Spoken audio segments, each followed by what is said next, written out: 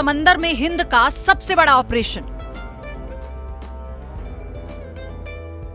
40 घंटे का ऑपरेशन, 35 समुद्री डाकुओं का सरेंडर। 2600 किलोमीटर दूर ऑपरेशन, 17 लोगों को सुरक्षित निकाला। इंडियन नेवी और एयरफोर्स के आगे 35 सोमाली डाकुओं ने टेके घुटने। दुनिया ने देखा इंडियन नेवी का शौर्य। समंदर में हिंद की सेना के सबसे बड़े ऑपरेशन से सोमालिया के समुद्री डाकुओं में खलबली मची हुई है। भारतीय नौसेना समुद्री लुटेरों से कमर्शियल पोतों को बचाने के लिए ऑपरेशन संकल्प नाम से एक खास अभियान चला रही है। इसी के तहत नौसेना कुछ दिन पहले 35 सोमालियाई समुद्री लुटेरों को दबोचा गया था। अब उन्हें भारत लाया गया है।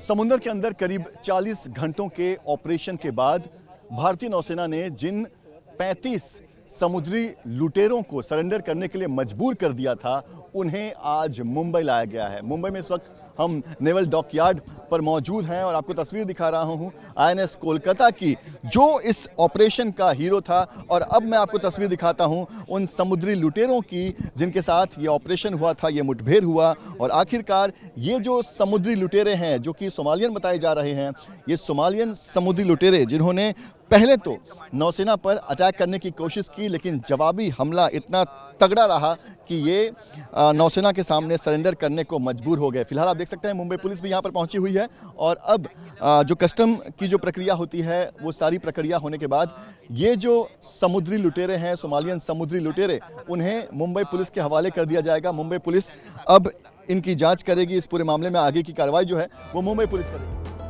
नौसेना के जबरदस्त प्रहार से अरब सागर और अदन की खाड़ी में नाक में दम करने वाले सोमालियाई डाकुओं की हालत इन दिनों पतली है। ऑपरेशन संकल्प के तहत भारतीय नौसेना के जहाजों को अरब सागर और अदन की खाड़ी में तैनात किया गया, जिससे इस इलाके से गुजरने वाले नाविकों और मालवाहक पोतों की सुरक्षा सुनिश्चित की जा सके। इंडियन नेवी के आईएनएस कोलकाता की बीते शनिवार यानी 15 मार्च को समुद्री लुटेरों के खिलाफ 40 घंटों का ऑपरेशन चलाया गया था। इन समुद्री लुटेरों ने माल्टा के मालवाहक जहाज एमवी रुएन को उस पर सवार 17 चालक दल सदस्यों के साथ अगवा कर लिया था। एमवी रुएन अपने 17 चालक दल, जिसमें 7 बुल्गारिया से, 1 मंगोलिया से, 9 म्यांमार से और करीब 47,800 टन कार्गो के साथ सफर पर था, जिसे बीच समंदर में अगवा कर लिया गया। इस कार्गो की कीमत करीब 8.5 करोड़ रुपए थी। जैसे ही इंडियन नेवी को इसकी जानकारी लगी, नौसेना एक्शन में आ गई। उसने अपने खतरनाक मार्कोस कमांडोज की मदद से न सिर्फ अगवा हुए लोगों को सुरक्षित बचाया, बल्कि 35 समुद्री लुटेरों को भी सरेंडर होने पर मजबूर कर दिया। समुद्र में भारतीय नौसेना का सबसे बड़ा ऑपरेशन, पहली बार मरीन कमांडोज मार्कोस को किया गया समुद्र के बीचों बीच एयर ड्रॉप, जिसके बाद 35 सोमालियन समुद्री लुटेरे सरेंडर करने को मजबूर हो गए। मैं आपको सीधी तस्वीर दिखा रहा हूं उन समुद्री लुटेरों की जिन्हें अब मुंबई लाया गया है। 35 समुद्री लुटेरे जो कि बीते कई महीनों से एमवी रुइन नाम के एक मालवाहक जहाज को अगवा करके उस पर से वे डकैती कर रहे थे। और जब भारतीय नौसेना की टीम वहां पर पहुंची, जहाज को इंटरसेप्ट किया गया, उसके बाद इन समुद्री लुटेरों ने भारतीय नौसेना पर भी अटैक करने की कोशिश की, लेकिन जवाबी कार्रवाई इतनी भयंकर थी कि ये झेल नहीं पाए और उसके बाद इन्होंने नौसेना के सामने सरेंडर कर दिया। अब सोमालिया के इन समुद्री डाकुओं को भारतीय कानूनों के मुताबिक कार्रवाई के लिए मुंबई पुलिस को सौंप दिया गया है।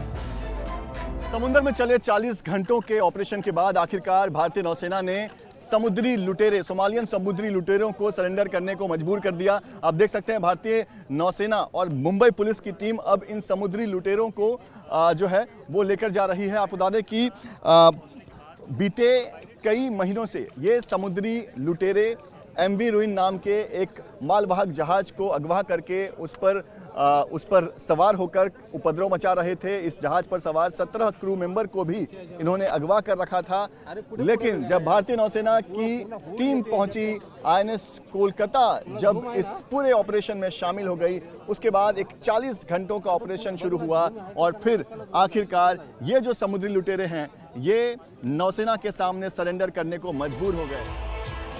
अब ये सभी भारतीय कानून के शिकंजे में हैं और इन पर समुद्री डकैती रोधी अधिनियम 2022 के तहत मुकदमा चलाया जाएगा। मुंबई से पंकज मिश्रा के साथ टीम न्यूज़ नेशन।